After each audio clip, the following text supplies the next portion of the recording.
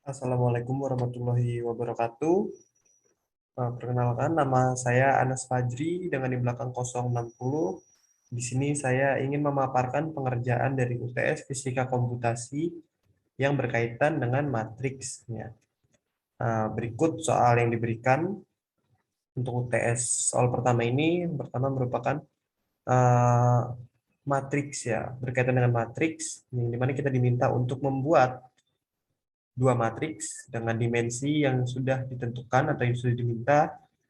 Di antaranya adalah matriks A dengan dimensi n kali 4, sedangkan matriks B berdimensi 4 kali M. Nah, dengan ketentuan nilai n dan M adalah bilangan acak antara 2 sampai 8. Seperti itu. Nah, dengan elemen baris dan kolom sudah dibuat itu ya, juga diminta maksudnya kedua matriks tersebut memiliki elemen dengan bilangan bulat gitu, dengan bilangan acak yang bulat seperti itu. Tidak ada desimal, tidak ada pecahan. Nah, setelah kita membuat matriks tersebut, kita akan melakukan pengecekan apakah matriks tersebut bisa dikalikan dengan notasi B dikali A. Seperti itu.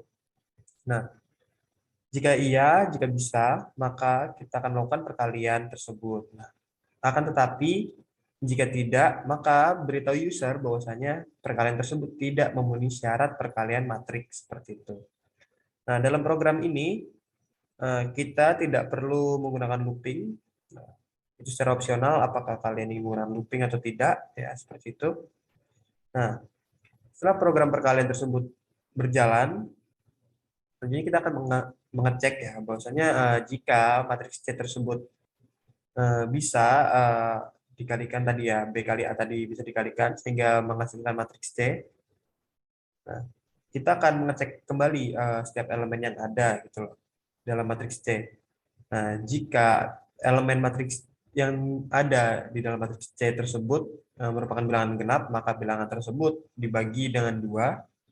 Jika terdapat bilangan ganjil pada elemen matriks C, maka bilangan tersebut akan dikalikan 3 dan ditambah dengan satu. Seperti itu. Yang program ini diakhiri dengan menampilkan matriks C sebelum perubahan elemen dan sesudah perubahan elemen. Seperti itu, teman-teman. Maaf, agak belepotan ya. Oke, mungkin kita bisa lanjut. Kita masuk ke Oktav. Ya, berikut program Oktav yang sudah dipersiapkan ya. Kita mulai dari yang pertama, kita catat dulu yang diketahui. Bahwasanya tadi diketahui bahwasanya nilai N sama dengan bilangan acak dari 2 sampai 8. Seperti itu. Dan nilai M sama dengan bilangan acak dari 2 hingga 8. Seperti itu. Nah, Randi ini maksudnya adalah random index atau indeks acak ya, indeks acak dari rentang interval bilangan 2 hingga 8 ini gitu. Merepresentasikan bilangan tersebut. Selanjutnya kita juga tuliskan bahwasanya diketahui matriks A merupakan bilangan bulat ya, bilangan bulat dari angka acak pada dimensi dengan baris dan kolom. Karena di oktav ini penulisannya kolom dulu baru baris, berarti kita notasikan di sini yang diminta adalah n dikali 4 ya. Jadi dengan kolomnya 4, barisnya ada n. Nah, karena pembentukan matriks dengan random ini menggunakan desimal, maka alangkah baiknya kita gunakan 10. Ya, kita kalikan 10 agar bilangan tersebut menjadi bilangan satuan. Seperti itu, teman-teman. Berikut juga dengan yang B, kita tuliskan notasi yang sama, bilangan bulat dari bilangan acak dengan kolom 4 dengan barisnya adalah 4 ya. Kolom baris ya, barisnya M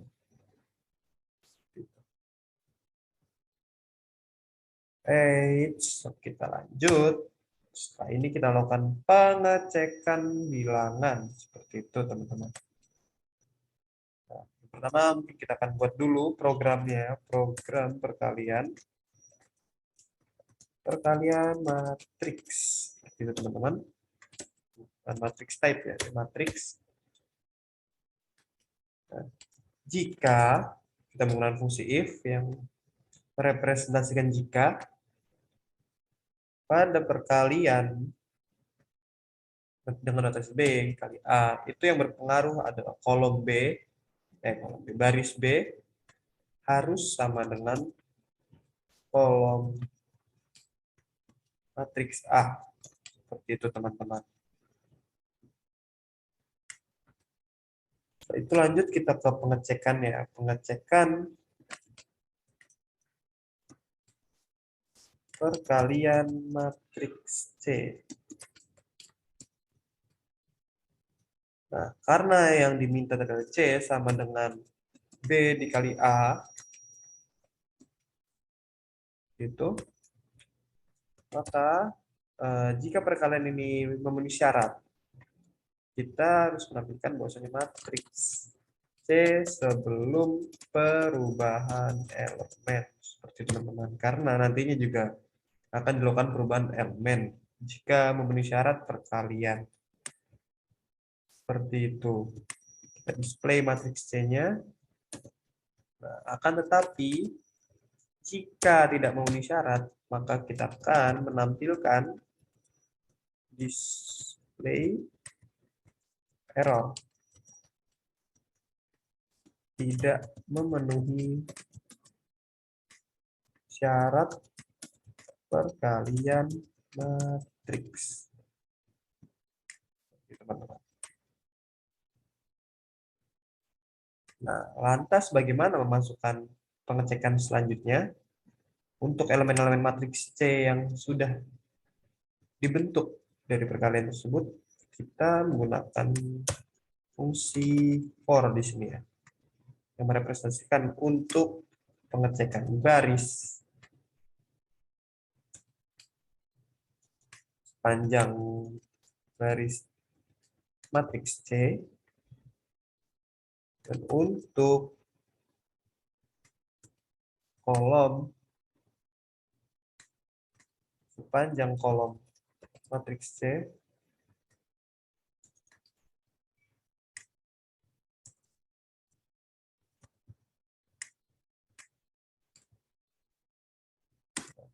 itu jika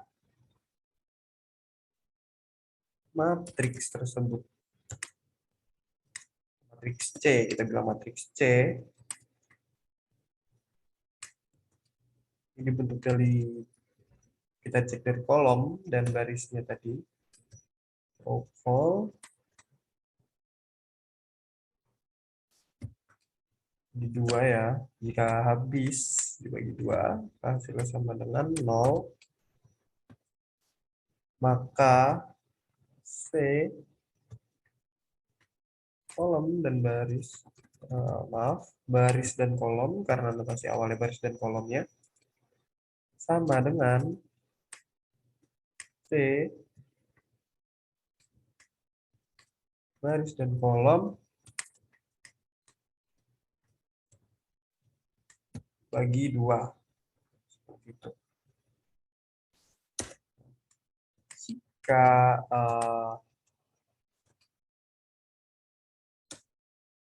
tidak habis bagi 2 atau bisa kita katakan ganjil ya, maka notasinya yang diminta adalah dari C baris dan kolom matriks C tadi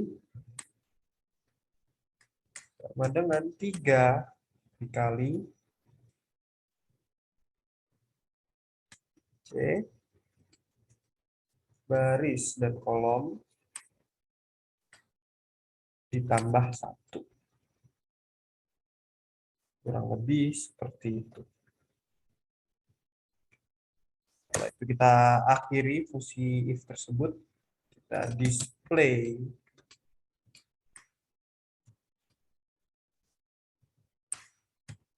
matriks setelah perubahan elemen. Tampilkan matriks C-nya seperti itu. Kita coba run di sini. Ternyata ada frase yang error ya di sini teman-teman. Kita kurang end if. Akhir program if yang sudah kita buat. Kita coba run di sini. Ya, matriksnya sudah muncul. Bahwa saya di sini ada matriks A dengan permintaan kolomnya berupa 4 tadi ya, berupa 4, kolomnya ada 4 dengan n. Bilangan antara 2 sampai 8, di sini yang muncul adalah 5 ya, n-nya 5, sehingga di barisnya 5, kolomnya 4, dan yang B sendiri, bilangan antara 2 sampai 8 yang diminta kolomnya M 2 sampai 8, yang kebetulan di sini yang muncul adalah 8, dengan barisnya ada 4 seperti itu. Nah, sesuai persyaratan bahwasanya perkalian matriks B kali A ini tidak memenuhi syarat karena baris pada B tidak sama dengan kolom di matriks A seperti itu, teman-teman. Ini contoh errornya ya, contoh perkalian errornya. Mungkin kita cari perkalian yang berhasil, tidak memenuhi syarat, tidak memenuhi syarat. Nah, ini teman-teman. Ini merupakan contoh matriks yang berhasil ya. Wait, ternyata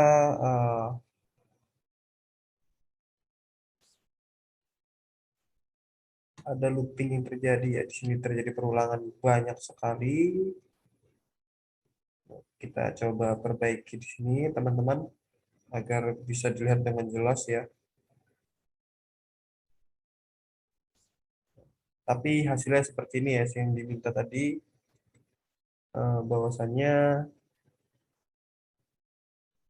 matriks C sebelumnya adalah 144, ya, perkalian dari B dikali A ini ya, teman-teman. Lagi berikut, hasilnya bla bla bla, lalu diminta matriks setelah perubahan elemennya sebagai berikut ya. 72, karena ini bilangan genap dibagi 2, harusnya ya langsung selesai, tapi di sini terjadi permasalahan hingga akhirnya proses perubahan elemen tersebut dilakukan satu persatu, teman-teman, seperti itu. Nah, hasil seperti ini ya. Selanjutnya mungkin kita perbaiki agar mudah dilihatnya ya, teman-teman.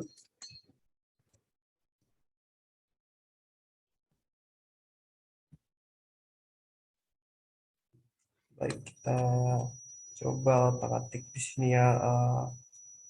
Apa yang salah di sini? Mungkin kita salah meletakkan displaynya ya, karena ini masih dalam satu program for, maka kita meletakkan displaynya setelah for ini ya, teman-teman, agar tidak jadi pengulangan secara berkala seperti tadi ya. Coba ya, ini matriks yang tidak memenuhi syarat. Nah, seperti itu teman-teman. Ini merupakan matriks yang memenuhi persyaratan. Hingga matriks C sebelum perubahan elemen ini hasil kali dari B dan B dan A.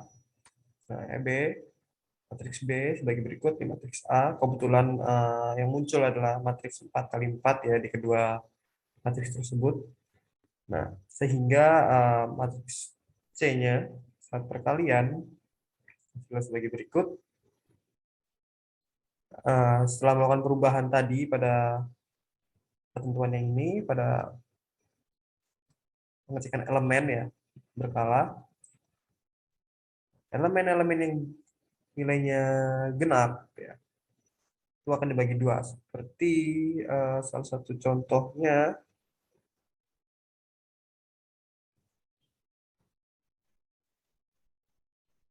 adalah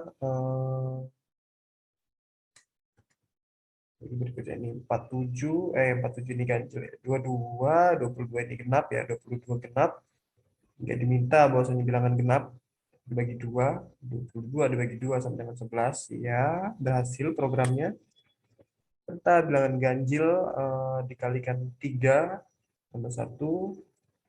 Ambil contoh bilangan ganjil ada 47 di sini ya, 47 dikalikan 3 akan menghasilkan nilai 141 tambah 1 sama dengan 142. Seperti itu program yang diminta oleh penulis ya. Nah, mungkin itu adalah jawaban pertama dari soal UTS Fisika Komputasi pada kelas satu. Seperti itu. Mungkin sekian saja pemaparan dari saya untuk soal nomor 1. Terima kasih. Mohon maaf jika ada kesalahpahaman, salah kata. Assalamualaikum warahmatullahi wabarakatuh.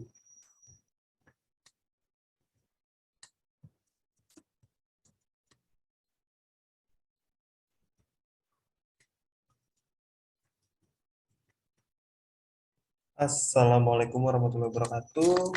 Perkenalkan, saya Anas Fajri dengan di belakang 060 dari kelas B1. Di sini akan mengerjakan soal kedua dari UTS Fisika Komputasi ya.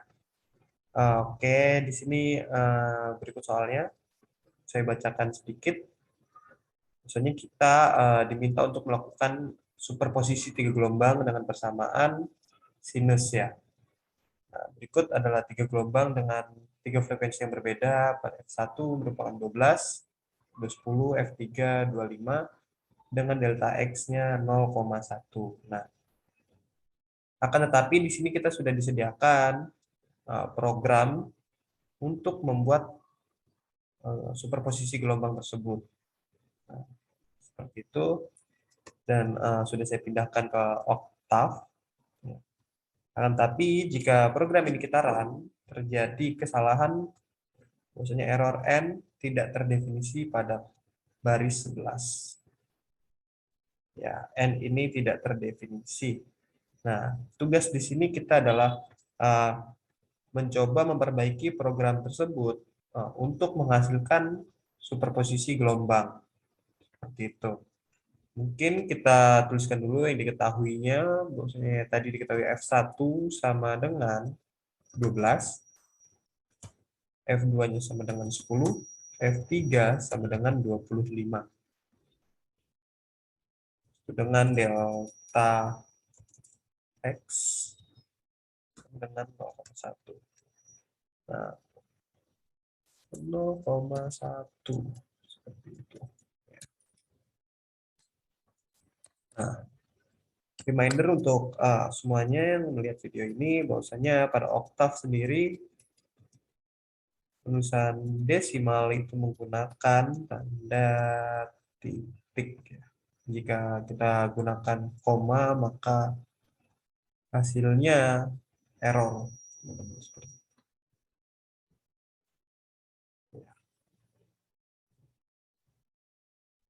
Tetapi yang kita ketahui di sini merupakan delta X ini adalah beda sudut fasenya ya teman-teman.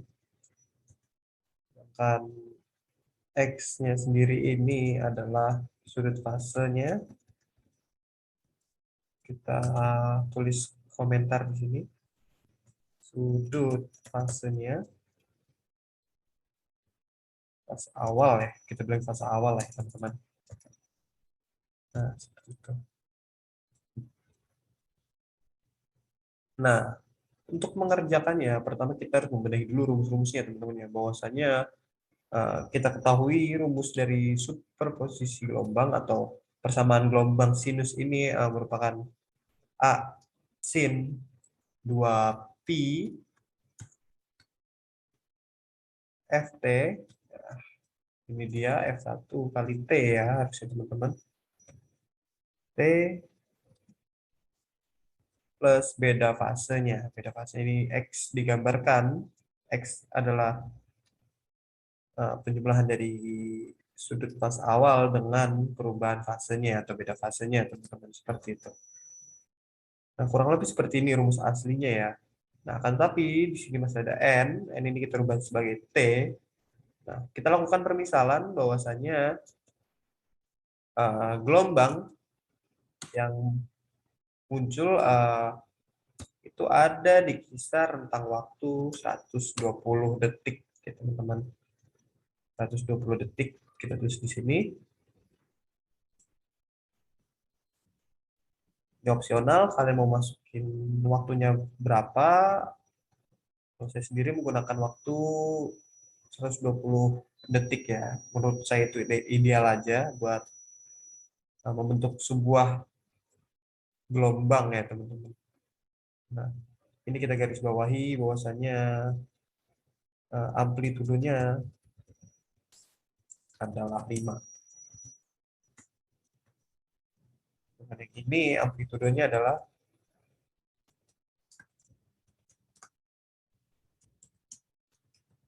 2, serta yang terakhir amplitudonya adalah 4 ya teman-teman. Begitu. Baik, kita rapiin sedikit biar kelihatan cantik ya teman-teman hasil codingannya. Nah, seperti itu. Nah, lalu kita benahi lagi rumusnya di sini 2pi F2 karena ini adalah gelombang yang kedua. Nah, T T ini kita samakan semua ya teman-teman karena kita ingin membuat superposisi gelombang dengan interval waktu atau rentang waktu yang sama juga ya agar gelombangnya juga bisa dibilang tidak memiliki penyimpangan yang terlalu jauh lah satu sama lain seperti itu. Ya, ini F3-nya kita tulis juga F3 dikali T ya. Kita benahi dua PFT, nah, seperti itu. Nah, kita coba run ya, teman-teman. Apa yang terjadi? Iya, kurang lebih hasil dari gelombangnya seperti ini ya, teman-teman. Nah, ini untuk menunjukkan waktu, ini amplitudonya. Nah, lantas untuk memperinci hasil dari pengerjaan kita bisa menuliskan bahwasanya di sini tuliskan subplot kolom 2 garis 2 yang pertama bisa meletakkan grafik ini dengan label X-nya adalah waktu, keterangan waktu dalam second ya, teman-teman. Dan Y labelnya adalah amplitudo. Seperti itu.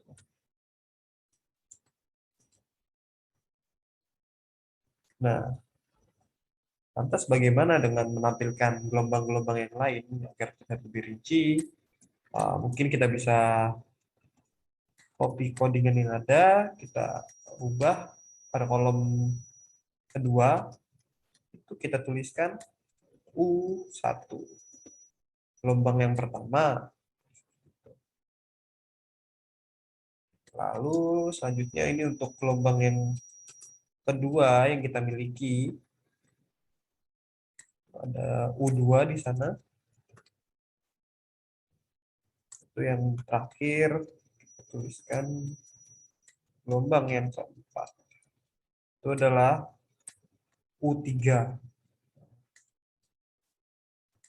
Seperti itu. Jika kita run hasil seperti apa, ya ini akan memunculkan which ada yang tidak terdeteksi ya teman-teman. Mungkin ada error pada label pada baris 28. Oh iya, ini ada yang error ya label, ya label.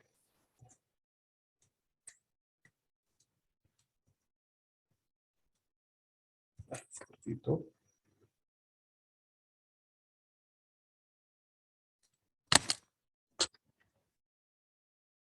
Mari kita run kembali, teman-teman ya. Nah, ini dia hasilnya. Akan muncul 4 gelombang ya. Di sini ada 4 gelombang. Yang pertama, mungkin biar lebih jelas lagi kita tambahkan judul untuk setiap ini, untuk setiap grafiknya ya. Ini adalah grafik. Yang pertama adalah grafik superposisi gelombang. Untuk mempersingkat waktu, kita copy penulisannya, kita sertakan di kedua ini dengan frekuensi gelombang, frekuensi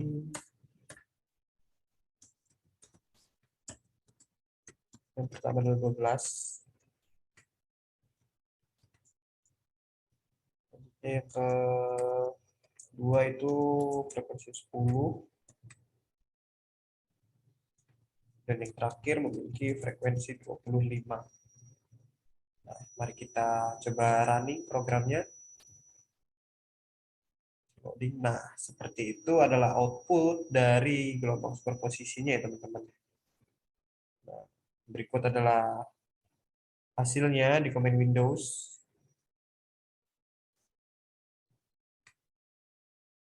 Itu ya kurang lebihnya ya. Dan ini adalah hasil inputnya yang kita implementasikan melalui pengkodingan ya teman-teman ya.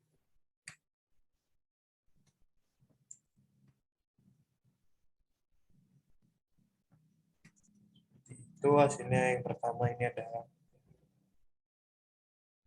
gelombang ya, gelombang superposisinya, grafik superposisinya merupakan penjumlahan dari gelombang 1, 2, dan 3 pada persamaan sinus. Seperti itu. Nah, sini bisa kita cek sendiri. Ini pada bawah ini ada angka yang menunjukkan bahwasanya tunjuk ini adalah sumbu X dan Y-nya ya teman-teman ya. Jika kita naikkan semakin naik, ini akan mendekati titik puncaknya teman-teman seperti itu. Nah, begitu pula saat kita menurunkan grafiknya, kita akan melihat bahwasanya iya Y-nya menjadi minus pada sumbu Y-nya. Nah, itu merupakan nilai dari sumbu X dan Y-nya yang kita tunjuk teman-teman seperti itu. Nah, ini ada gelombang 1, gelombang 2, dan gelombang 3 ini ya. Mungkin begitu saja hasil dari uh, pemrograman soal nomor 2 yang diminta. Kurang lebihnya mohon maaf. Saya Anas Fajri pamit undur diri. Terima kasih. Wassalamualaikum warahmatullahi wabarakatuh.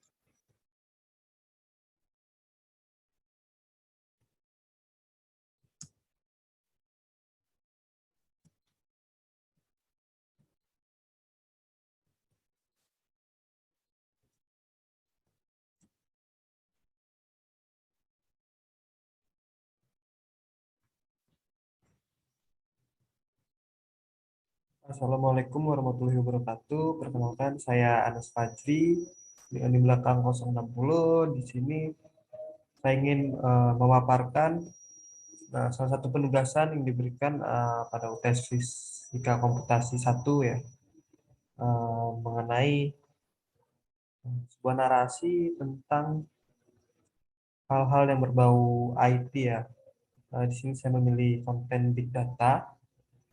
Oke, kita lanjut saja ya pada selanjutnya. Yang pertama, sebelum memasuki lebih jauh ya tentang Big Data, kita juga harus uh, tahu dulu apa itu data sendiri ya. Di sini dalam literasi yang saya baca, saya menemukan bahwasannya data sendiri merupakan sekumpulan informasi yang terdiri dari berbagai fakta yang dapat berbentuk angka, kata-kata, atau simbol-simbol tertentu.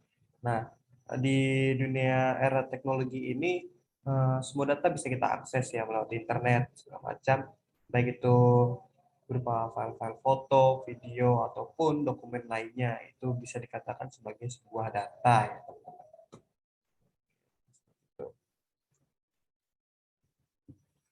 Nah, selanjutnya setelah kita mengetahui tentang data sendiri, kita berjalan lebih jauh ya mengenai big data. Kita masuk ke big data sendiri, di mana big data itu merupakan sekumpulan data yang memiliki volume atau ukuran yang sangat besar yang terdiri dari infrastruktur maupun tidak struktur. Nah, seperti itu yang dapat berkembang seiring waktu berjalan.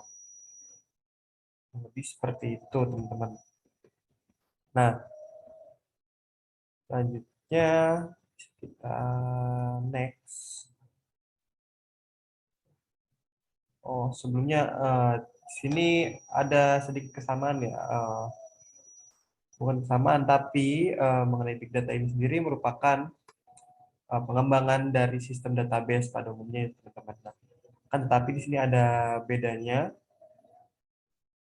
Beda dari big data serta database manajemen sistem itu sendiri ada pada kecepatan saat mengakses data, volume datanya, dan ragam datanya sendiri, teman-teman. Karena dari big data ini semua kategori baik dari kecepatan mengakses data, volume data maupun jenis datanya itu sangat beragam dan sangat tinggi ya seperti itu.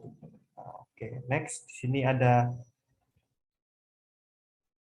sedikit literasi yang saya baca dari Gather IT Glossary yang dimana mengatakan bahwa big data is high volume, high velocity, and or high variety information assets that demand cost efficiency, innovativity, form of information processing that enable change insight, decision making, and process automation. Nah, di mana ini tadi yang menjadi pembeda dari big data dengan database ya, teman-teman. Bahwa saya big data ini adalah kumpulan data yang memiliki volume tinggi, yang mendapatkan akses tinggi, serta ragam jenis yang besar yang beragam seperti itu, teman-teman.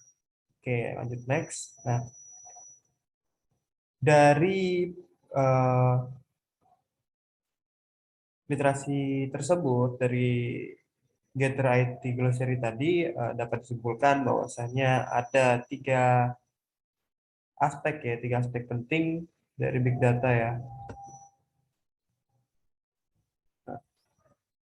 Tiga aspek penting dari data itu, yang pertama ada volume atau ukuran sebuah datanya, yang dimana tadi sudah dikatakan bahwa big data memiliki volume data yang tinggi. Velocity, di mana kecepatan akses data, yang dimana pada big data ini kecepatan untuk mengakses sebuah data itu sangat-sangat tinggi ya. Jadi kita bisa mengakses data kapanpun dan dimanapun dengan leluasa seperti itu. Yang terakhir adalah variety, yang dimana dari big data sendiri memiliki ragam jenis data yang sama karena ini merupakan sekumpulan semua data ya dari berbagai tempat atau lokasi ya. Jadi ragam data itu sangat banyak seperti itu. Nah, untuk pengertian sendiri dari the 3V tadi, volume sendiri dari kata-katanya sudah mengartikan bahwasanya volume ini mengutarakan bahwasanya sebuah ukuran data ya, seperti itu. Nah, sebuah data bisa dikategorikan sebagai big data, tergantung volume datanya, di mana jika data yang dimiliki itu memiliki ukuran besar, maka ia termasuk sebagai big data. Seperti itu. Selanjutnya untuk velocity, kecepatan. Dalam artian kecepatan data ini mengartikan bahwasannya seberapa cepat data bisa dihasilkan, dapat diakses ataupun diproses, serta pengiriman data tersebut. Nah, dari big data sendiri yang memiliki ciri khas bahwasanya kecepatan eh, pengaksesan data itu sangat tinggi. Oleh karena itu, sebuah data bisa menjadi kategori big data apabila dalam pengaksesan datanya itu cepat ya, tinggi seperti itu. Nah, yang terakhir, variety atau jenis dari datanya tersebut yang beragam ya dari big data sendiri, baik dari tipe data tradisional ataupun tipe data yang modern atau saat ini ya. Nah, akan tetapi Dari literasi yang saya baca juga, bahwasanya di sini melihat dari klasifikasi datanya sendiri pun sangat beda teman-teman dari data tradisional itu lebih terstruktur kesannya ya. Nah, sedangkan data-data baru itu datanya cenderung tidak terstruktur seperti itu. Oke, baik. Selanjutnya di sini ada tahap pengelolaan big data. Nah, untuk mengelola big data sendiri itu ada empat, ya. Ada empat tahapan yang harus dilalui. Yang pertama, accurate, access, analytic, dan application. Seperti itu. Oke. Yang pertama, accurate berhubungan dengan sumber dan cara mendapatkan datanya ya. Tentunya untuk mengelola big data ini kita juga perlu mencari tahu bagaimana cara mendapatkan data tersebut serta dari mana sumbernya seperti itu. Karena dari big data sendiri pun banyak data yang masuk ya, banyak data yang dikumpulkan sehingga kita memerlukan sumber-sumber dan mendapatkannya dengan cara yang seperti apa seperti itu. Nah, lalu yang kedua adalah akses, yang berhubungan dengan daya akses data tentunya, teman-teman. Bahwasanya data yang sudah dikumpulkan tadi memerlukan tata kelola, integrasi, storage, dan computing agar dapat dikelola untuk tahap berikutnya. Nah, untuk tahap ketiga, ini berhubungan tentang informasi yang didapatkan ya. Bahwasanya hasil pengolahan data yang telah diproses tadi akan dianalisa, eh, dapat berupa deskriptif atau penggambaran data, diagnosa, serta prediksi-prediksi maupun preskriptif analitik atau sebagai perekomendasian yang merekomendasikan pilihan dan implikasi dari setiap opsi seperti itu. Dan yang terakhir adalah application, yang itu berkaitan tentang visualisasi dan reporting hasil dari analitik tadi. Nah, seperti itu. Nah, dari sekian pemaparan tadi, lalu apa fungsi dari big data ini, teman-teman? Oke, dari big data ini sendiri itu memiliki tiga fungsi yang umum ya. Yang pertama dapat digunakan untuk memprediksi dan menganalisa penyebab suatu permasalahan yang terjadi pada sebuah sistem. Yang kedua menjadi referensi untuk pengembangan sebuah produk ya. Dalam artian ini dalam sektor bisnis kita dapat menggali informasi yang sekiranya dibutuhkan dalam uh, produksi kita dalam menghasilkan sebuah produk ke dalam big data tadi ya. Hasil dari analisa tersebut menjadi dasar pengambilan keputusan kita untuk menerapkan sebuah keputusan dalam mengembangkan bisnis yang kita jalani seperti itu. Dan fungsi yang terakhir, biasanya big data ini mengurangi waktu dan biaya ya. Karena apa? Karena dari tadi volumenya yang besar itu bisa menjadi storage atau tempat penyimpanan data yang luas ya bagi kita, sehingga kita tidak perlu mengeluarkan biaya lagi untuk mendapatkan kapasitas penyimpanan data yang luas seperti itu. Dan itu juga dalam proses pengiriman dan menerima data juga menjadi lebih cepat karena apa? Karena saat ini tentunya kita memerlukan akses data secara cepat ya, sehingga big data ini hadir meringankan hal tersebut menjadi solusi utama untuk pengaksesan data, sehingga mengurangi estimasi waktu juga untuk mengakses data dari sumber-sumber yang lain seperti itu teman-teman. Mungkin itu saja pemaparan mengenai big data yang saya ketahui. Kurang lebih mohon maaf. Sekian, terima kasih. Wassalamualaikum warahmatullahi wabarakatuh.